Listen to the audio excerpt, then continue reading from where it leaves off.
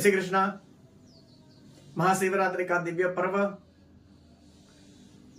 और उस पर्व में भगवान शिव की कृपा प्राप्त करने के लिए शिव की पूजा कैसे करें।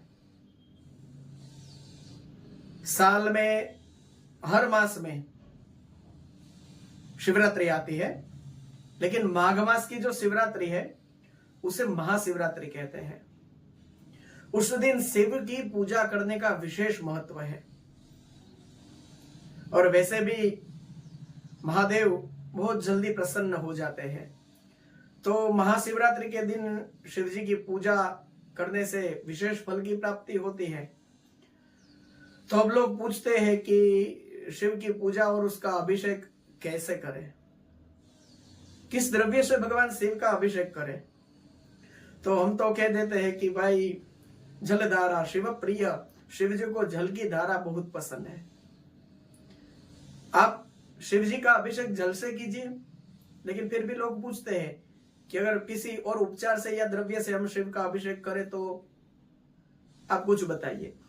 तो शिव जी के अभिषेक के लिए अलग अलग द्रव्य बताए गए हैं, और उस द्रव्यों के अभिषेक करने से अलग अलग फलों की प्राप्ति होती है। उसमें से पढ़ने में आया कि अगर आपका बच्चा पढ़ रहा है और वो पढ़ने में थोड़ा कमजोर है और जो पढ़ता है उसे याद नहीं रहता है, तो कहते हैं दूध के अंदर शक्कर मिला के वो शक्कर वाले दूध से अगर शिव जी का अभिषेक करे तो बच्चे की बुद्धि एकदम तेजस्वी हो जाती है। तो शक्कर मिश्रित दूध से शिव जी का अभिषेक करना चाहिए।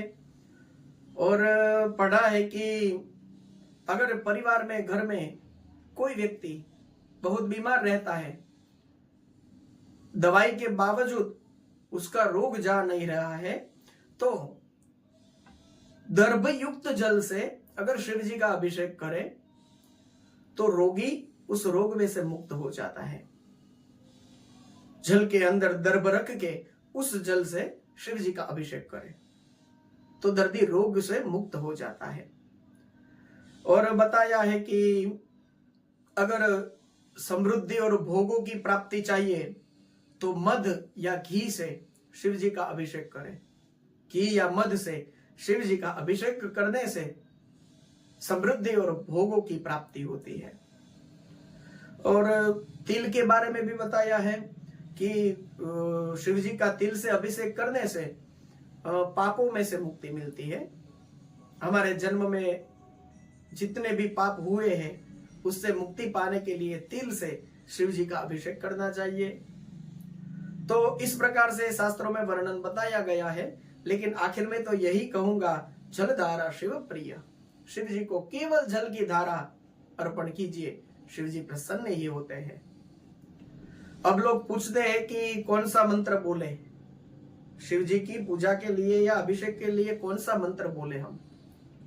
तो भाई उसमें भी मैं यही कहूंगा आप लोगों से कि शिव पुराण में कहा गया है कि अगर शिव जी को प्रसन्न करने के लिए कोई मंत्र बोलना है तो सबसे अच्छा और श्रेष्ठ मंत्र है ओम नमः शिवाय।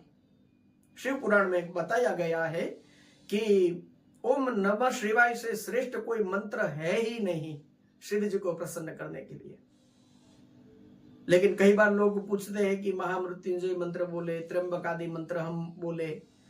तो मैं यही कहूंगा कि अगर किसी गुरु के पास से आप बैठ के सीखे हैं और उसका स्पष्ट उच्चारण आपको आता हो, तभी आप वेदों के मंत्र बोलिए। अन्यथा मंत्र उच्चारण में कोई गलती हो जाएगी तो वो फल देने की जगह विपरीत फल देगा। अच्छे फल के बदले विपरीत कोई अशुभ फल दे देगा, क्योंकि उसका उच्चारण ठीक से नहीं हुआ है। तो सीधा साधा श्रेष्ठ भगवान शिव को प्रसन्न करने का मंत्र है ओम नमः शिवाय। इससे कोई अच्छा और श्रेष्ठ मंत्र है ही नहीं। तो महाशिवरात्रि का दिव्य पर्व है, शिव जी की पूजा कीजिए। दूध से, जल से, पंचामृत से, घी से, शहद से, गन्ने के रस से, विविध उपचारों से भगवान शिव का अभिषेक कीजिए। और शिव शब्द का अर्थ ही है कल्याण।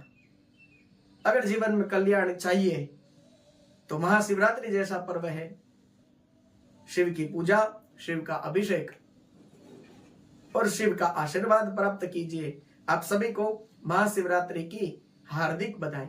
जय श्री कृष्णा, हर हर महादेव।